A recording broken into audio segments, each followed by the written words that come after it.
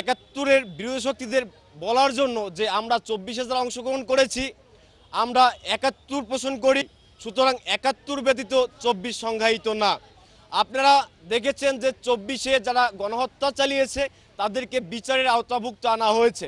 তো আমরা বলতে চাই যারা 71-এ, ভাই আমাদের জুলাইয়ে 2000 শহীদ হয়েছে, কিন্তু 71-এ আমাদের 30 লক্ষ বাদ দিলাম 3 লক্ষ ভাই শহীদ হয়েছে। তো 3 লক্ষ সংখ্যাটা কিন্তু অনেক।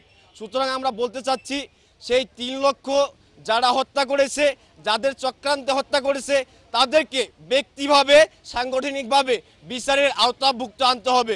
আপনারা দেখেছেন যে আজকে ঢাবিতে সাম্যকে বহিরাগতরা হত্যা করেছে।